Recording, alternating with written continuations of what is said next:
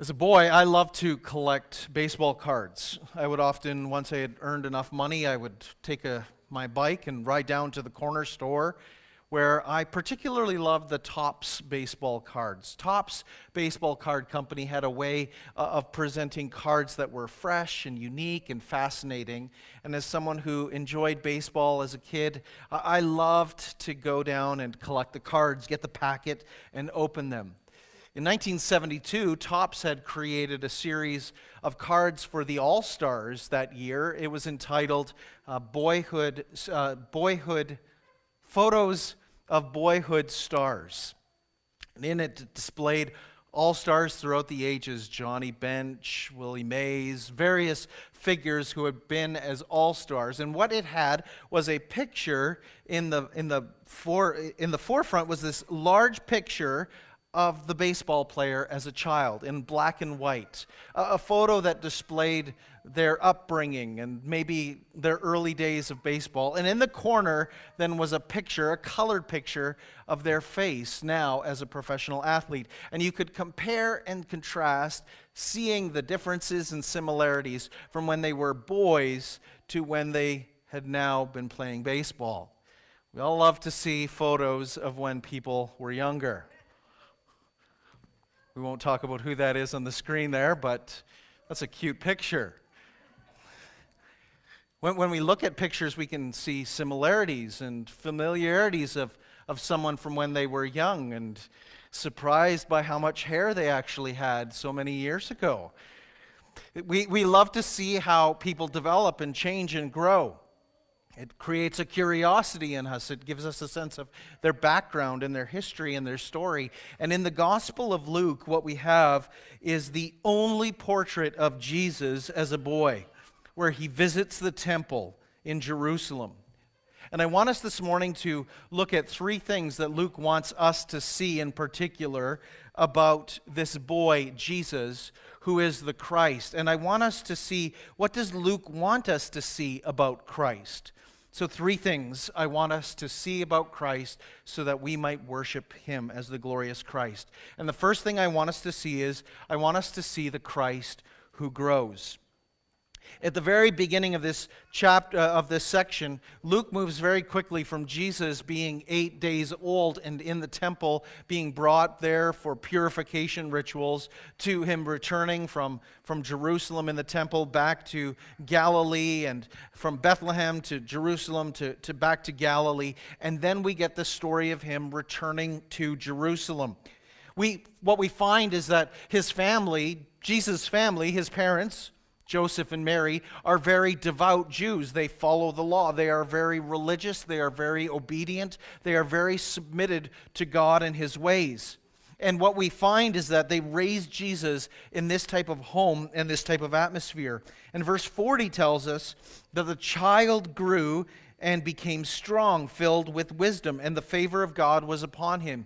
And in fact, Luke not only has this describing how Jesus was growing up from 8 days old till our next account of him being 12, but he ends the section in verse 52 as well with, and Jesus increased in wisdom and in stature and in favor with God and man. We can see and we can understand physical growth, can't we? That Jesus started off, he was held in his mother's arms. Jesus would have crawled on the ground, and he would have crawled like any child would have, maybe scooting along on his bottom and looking and discovering and trying to stand up, becoming a toddler who walked and ran and discovered the world, a curiosity about everything around him. And he grew in physical stature. Now, that's not very hard for us to get our minds around. That is just the normal part of development and growth, is that we see people grow in physical stature. But Jesus did not just grow in terms of physical stature, but Luke also tells us that he grew in other ways too. Maybe Joseph had that wall in the house that maybe some of you have, where you mark the child's growth off on their birthday or their half birthday, and you see how their height increases, some increasing more than others. And it's a curious thing to look at, to see the various growth pieces there. But Jesus not only grew physically, but Luke tells us that he grew in wisdom as well. He grew in wisdom and in stature. And what we need to remember is that while Jesus had all of the divine attributes of God about him, he was human in every way as well. And in his humanity, he experienced the limitations of humanity, having to grow, having to understand, having to learn. He was a real human being. He had a real human body. That's why he grew. But he also had a real human mind. For many Christians, I think that sometimes we can fall into the heresy of Apollinarianism, which believe that Jesus had a physical body, but that he had a divine mind, and as though that he knew all these things because he was truly God.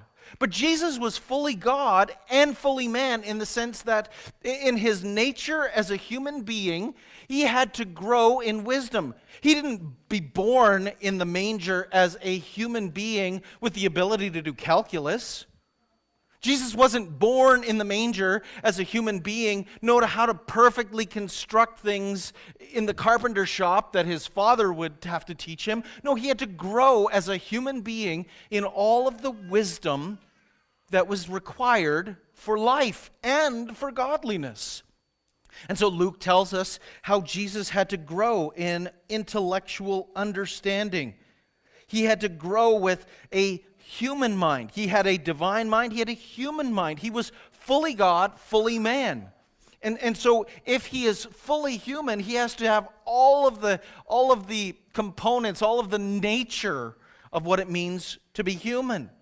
And the church has confessed this since the 4th century and even earlier, to understand that Jesus, he was fully human, because as Gregory of Nazianzus would say, that which is not assumed is not healed. He has to assume all of our human nature, our emotions, our minds, our physicality, so that our minds, our bodies, our souls, that all of us can be redeemed. And so this is what he did. He had to grow. He had to learn. He had to learn the angles of how to fit together pieces of wood in the carpenter shop with his father. He had to learn the skills of wisdom in terms of how to give a good business deal to others. He had to learn the trade. And Jesus also had to learn the scriptures. And what we're told in these verses here is that when Jesus is in Jerusalem, he's sitting with the PhDs and he's sitting with the scholars. He had to grow in his understanding. He had a human mind.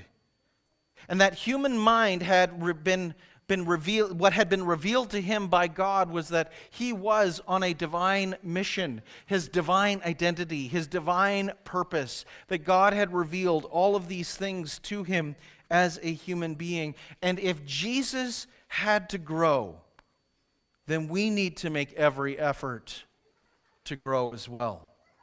So that's the first thing that we see, is that we see the Christ who grows. But the second thing is we see the Christ who learns. We're told in verse 41 and following that now his parents went to Jerusalem every year to celebrate the feast of Passover. And on Jesus' 12th year, when he would have been turning 13, when he would have come to that age where Jews would have this rite of passage where you go from boyhood to manhood, it's called bar mitzvah, that Jesus was taken up to Jerusalem as his parents had the custom of going year after year.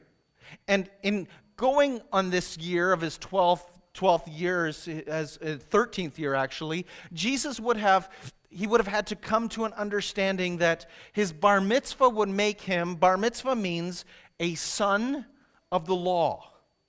And that he would pass from being just a mere boy to having accountability for his own actions and his own behaviors. And so he would have to grow in his understanding of the law. As he was there celebrating the feast of Passover, the people would have been celebrating and remembering God's deliverance, as we saw in the children's ministry moment this morning, when God had passed over Egypt and the angel of death had passed over every home where there was the blood of the lamb on the door. And by passing over, Israel had been set free to go out into the wilderness. That just as Pharaoh had persecuted God's firstborn son, God would punish Pharaoh and the Egyptians for the relentless disobedience and slavery that they had put God's firstborn son Israel under. And as a result of this, that the people of Israel would celebrate year after year the salvation story that was so critical to their lives, the remembrance of their formation as a nation, a formation of a people going out into the wilderness, being set free from sin and from death. And what we find is that on the way home, as Jesus' parents would have been traveling back, they discovered at the end of the first day's journey that Jesus wasn't there. Now you might think, what kind of parent loses their kid?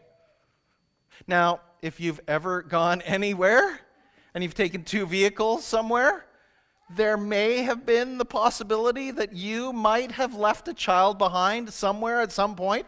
Oh, my wife's definitely got all the kids. I'm fine. I'll just head home. Oh, my husband's got all the kids. I'll head home. And you can make these assumptions that the other person is being responsible for all the children. The way that the people of the Passover, when they would have gone up to Jerusalem to celebrate, is that they would have had two groups. The men would have traveled in one group, and the women and the children in the other group. And so it's easily understandable to assume with the separation of the groups that the children are safe, they're running around, they're playing with one another on the traveling back to their hometowns, and assuming that the child is well taken care of, that all the children are there. Until you get to the end of the day and you have to put down your head and you collect together as a family and you discover, hey, there's a kid missing. And for Jesus' parents, what this does, we're told that what this does is it creates great distress. Because when his parents saw him, they were astonished. And his mother said to him in verse 48, "Son, why have you treated us so? Behold, your father and I have been searching for you in great distress." They're worried about their son. Where is he? Has he been lost? They've been searching by this point for 3 days for Jesus. They've traveled one day. They've had to travel back a full day. They've had to look around for Jesus for a full day. And finally, they discover him in the temple. And what they find him doing is nothing other than he is questioning and learning from the PhDs and the Bible scholars and the theologians of his day. He's investigating the scriptures. A lot of people assume that Jesus was teaching, but no, rather it's this sense that Jesus was intensely learning. His questions were provocative. His questions were profound. His questions were insightful, and it was raising great discussion among all of the great scholars. And this is why his parents are astonished. They're astonished to find him in the temple. They're astonished to find him learning. They're astonished at the questions that he's asking. And as they find this, we discover that Luke is portraying Jesus in all of his humanity as one who had to learn. He had to learn the ways of God. He had to learn the scriptures. He would understand these things, and we're told that in verse 51, that Mary treasured up all these things in her heart.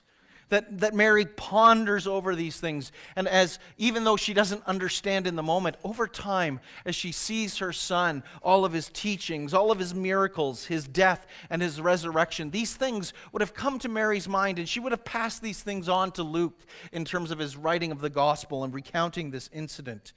And Mary, she asks Jesus, "Why have you treated us so?" But Jesus makes it very clear in verse 49. He says, "Why were you looking for me? Didn't you know I must be in my Father's house?"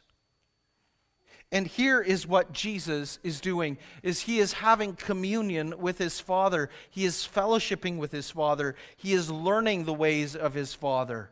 And when Jesus says, "Don't you know that didn't you expect that I would be in my Father's house?" This is a unique thing that Jesus says. For all of Israel's history, they had referred to God as our Father, our God. It was a collective identity. But here, Jesus makes it clear that it is my Father. that there is a very personal relationship that Jesus has with the Father. And if Jesus had to learn this personal relationship with the Father, then how much more don't you and I have to also learn about our relationship with God the Father? So we see the Christ who grows. We see the Christ who learns. The third thing is we see the Christ who obeys. We see the obedience of Christ. We're told in verse 51 that after Jesus is found by his parents, he went down with them and came to Nazareth and was submissive to them. And his mother treasured up all these things in her heart. This was the pattern of Jesus' life. He was a child of obedience. While he had to learn all things, he learned without the struggle of sin, which is what you and I have to face. He learned in perfect obedience. He learned in perfect submission, which is why in John 6:38, Jesus says, I only do that which is the will of my Father. Or John 8:29, Jesus says, I do everything that pleases my Father. He goes about his Father's business. He goes about communing with his Father. He submits to his parents. He follows the ways of the law. He is fully obedient in every way. He shows perfect obedience. And Hebrews 5 verse 8 says that Jesus had to learn obedience. He had to learn obedience through suffering, is how Hebrews says. And the thing about submission is that submission is that which you learn when it's hard. You don't learn how to submit when things are easy. You actually learn what submission looks like when it's hard. This is a good season in our world and in our lives where we're having to learn what submission looks like. And it's probably revealing that we're not so good at learning obedience in suffering. That we're willing to chafe against regulations and all sorts of things. And we dismiss the accounts of others because we've got the internet at our exposure, and we can discover all sorts of things. And yet, what the Scriptures call us to do is to learn obedience through suffering. We're called to this. It's not easy to obey. Obedience requires a submission of our will to that which is God's will. It is always putting in line what we desire with what God desires so that our desires are reshaped. And Jesus had to learn obedience, as Hebrews 5:8 says, through suffering. It did not come as though it was just simple and easy. He suffered to learn to obey. And it's right for us all to learn how to obey. It's good for us to learn obedience in the midst of the hardships. Kids, it's good to learn these things even when you're young and even as teenagers, and to grow in learning obedience. Because as we learn obedience, what we learn is how to rightly relate to authority, the right place of authority. It will help us in all of life. It will help us to function well in life and business and work and in all of our ethics. It helps us. But if we chafe at obedience, we will live a life where we are constantly chafing at anything that goes against what we want. Christ suffered and learned to obey. So why do we think that we might not have to suffer to learn obedience? Christ grew, so we should. Christ learned, so we should. Christ obeyed, so we should. And all of these things are intended to help us to see and worship the glorious Christ. Luke wants to paint a picture of the glorious Christ, because what Luke wants to help his readers understand is that the God who said he would come and deliver and rescue his people is now here, but in a way that people were not expecting. The way that Jesus came was as fully God and yet as fully human. And Luke is trying to portray the humanity of Jesus and how he embraces all of our flesh, how he embraces us as a human being. There's a tendency that we have, because Jesus is fully God and because he's fully human, that we tend to fall onto one end of the spectrum or the other. That sometimes we'll think of Jesus as more all God and less human. And other times we'll think of him as all human and less God. But the scriptures portray Jesus as fully God and fully man. And it holds these two things together in ways that, truthfully, as I spent my time preparing for this sermon and was going back over the doctrine of the person of Christ, it was just too much for my mind to grasp. It's so hard for my mind to grasp in reason and understanding this miracle of God being man and this man being fully God. That Jesus, he has all of the attributes of God. That he doesn't surrender any attribute of his godhood. He doesn't cease to be God in any way. And yet he embraces all of humanity, and he embraces all of who we are. And so that the church could confess that Jesus is fully God and fully man. He has the mind of God. He has the will of God. He has the heart of God, because he has the nature of God. He is the nature of God. And yet he is fully man with a mind of a human. He has a body of a human. He has to grow and learn as a human. He is fully God and fully man, two natures, not confused, but in one person. And this has been the confession of the church. It's been the confession of orthodoxy. It's the confession of our salvation. And it's the confession that we make because in these ways, as Jesus is fully God and fully man, what we tend to do is we tend to put Jesus on one end of the spectrum, being more God than man, or we put him on the other end, being more man than God. He is fully God and fully man, who has no confusion of natures, yet is in one person. And that was the thing that the church wrestled with in the first 4 centuries. Jesus as a man grew. Jesus as a human being had to learn. Jesus as a human being had to discover how to obey. Jesus as a human being had to learn how to have communion with his Father. And yet, he was still fully God. He did not cease to be God. He did not cease to be all-knowing as God. He did not cease to be all-present as God. He did not cease to be all of the omnipotence, the all-power that he is as God. And yet in his humanity, he experienced all of the limitations of being a human while still being God. This means, most simply, that when Jesus was walking around on planet Earth, as a human being, that he was still sustaining the universe. This means that when Jesus was teaching his disciples in Galilee, he was still all present. Now you might be thinking, how does that even work?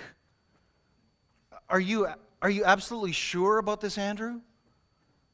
Yet this is the confession of the church, because we have held that Jesus is fully God and fully man, not confusing the two natures, yet in one person. And by confessing these things, they are profound mysteries that ought to cause our minds to go, I don't understand. Lord, help me to believe. They're miraculous. Unless you think that I'm confusing something and that I'm in error, let's look at what the great church leader Athanasius would say, the church father Athanasius, who would stand for the divinity and humanity of Christ against all of the heresies at Nicaea in 325 AD. He would write in his book on the Incarnation, the Word was not hedged in by his body, nor did his presence in the body prevent his being present. Nor did his presence in the body prevent his being present elsewhere as well.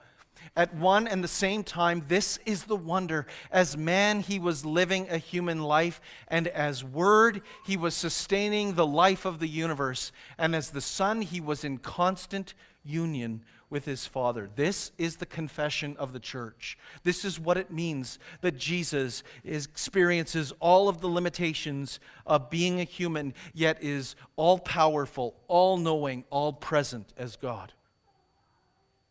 And if you're going, I don't understand, then welcome to the club. We embrace these truths because they are the truths that the church has confessed for us and for our salvation. And it causes us to wonder at how God works. That Luke presents a very human Jesus so that people might understand Jesus, the God who is fully man. But we also need to grasp the wonder of a man who is fully God. That we need our minds blown over and over so that we might be amazed that this is what God has done. These are the depths that God has condescended for your salvation and for mine. And this is the one whom we worship, the boyhood all-star, the one whose picture is painted in full display, and we see him in all of his humanity like him, for we shall see him as he is.